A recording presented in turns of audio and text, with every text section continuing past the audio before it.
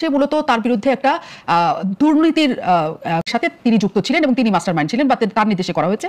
যখন সে চাঁদাবাজির কারণে আটককৃত একজন মানুষের ভিডিও প্রকাশ পায়, মানুষ ওটাকে নিয়ে ট্রল করেছে হাঁস খাওয়া নিয়ে, কিন্তু আসলে তো জানতে চাওয়া উচিত ছিল যে কিভাবে এটার সাথে তিনি জড়িত ছিলেন কি নাই, এবং সেটার কি কোনো তদন্ত আমি সেটাই বলতে চাচ্ছি যে আপনারা নিয়েছে সরকারের তরফ থেকে যে অভিযোগ করলো, তারপরে সরকার অভিযোগটা সেরকম ভিত্তি থাকতে হবে। যদি আপনি মনে করেন যদি তার বিরুদ্ধে যে অভিযোগটা আছে সেটা যথেষ্ট স্ট্রং, তাহলে আপনারা সেটা নিয়ে লেখেন, বারবার লেখেন। সরকার অবশ্যই সিদ্ধান্ত নিতে বাধ্য হবে, সরকারকে তো বাধ্য করতে হয় অনেক সময়। আপনি কোনো এটা মিডিয়ারও একটা দায়িত্ব। আমি সেটাই বলছি যে সরকার যদি কোনো ভুল করে থাকে, সরকারের কেউ যদি কোনো ধরনের অন্যায়ের সাথে সম্পৃক্ত থাকে, আপনারা সেই অন্যায়গুলো নিয়ে বারবার কথা বলুন, যাতে করে সেই অন্যায়ের প্রতিকার হয়। সরকার বাধ্য হয় সেই অন্যায়ের প্রতিকার করতে, জনগণ সেই অন্যায়ের একটা বিরুদ্ধে একটা ব্যবস্থা নেওয়া হয়েছে এই দৃশ্যটা দেখতে পায়।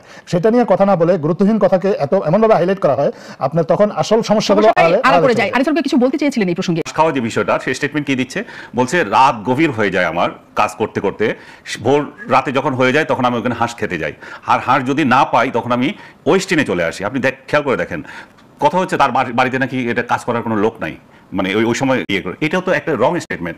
তার ওইখানে পাইক পেয়াদা আছে তাকে খাওয়ানোর জন্য, এবং সরকার থাকলেও একজন উপদেষ্টা কি হাঁস খেতে যেতে পারবে না? আমি সেখানে আসতেছি, সরকার নিয়োজিত লোক কর্মজন আছে। একটা লোক ওইখান থেকে কেন নর্মালি ইয়েতে যাবে, যে নিলাম মার্কেটে হাঁস খেতে যাবে রেগুলার, এবং সেখান থেকে না পেলে সে ওয়েস্টিনে যায়। এবং ওই দিন যে ওয়েস্টিনে গিয়েছিল, যে সেটা সে ভুলে গেছে যে আসলে এটা কোন দিন, ওই দিন যেদিন তার ছবি দেখা যাচ্ছিল বা তার ছবি দেখা গেছে দাবি করা হচ্ছিল, মানে স্মৃতিশক্তি থেকে চলে গেছে।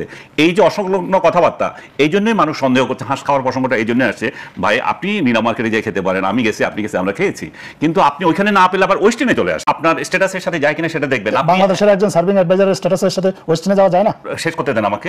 আপনার বেতন কত? একজন সার্ভিং অ্যাডভাইজারের বেতন কত? 1 লক্ষ টাকা। ওয়েস্টিনে নাস্তা করতে 3000 টাকা লাগে। ওকে, আপনি দলবল সহ খেতে যান। দলবল সহ খেতে গেলে যে বিলটা আপনি দিয়েছেন, আপনি কিভাবে নিশ্চিত হলেন? হ্যাঁ, আপনি কিভাবে নিশ্চিত হলেন যে সেটা? তার মানে বন্ধু বান্ধব থাকতে পারে, তার সেই যেহেতু এমন একটা মিনিস্ট্রি চালাচ্ছে, তার বন্ধু বান্ধব তাকে খাওয়ানোর জন্য অনেকগুলো লোক থাকে, অনেকগুলো লোক সুবিধা নেওয়ার জন্য। আপনার সোসাইটি থাকতে পারে না? এগুলো হচ্ছে যারা দেশ খাওয়াটাকে ভুলে যায়, এদের কাছে হাঁস খাওয়াটা অনেক ইম্পর্টেন্ট। আমরা এটাই বলতে চাচ্ছি।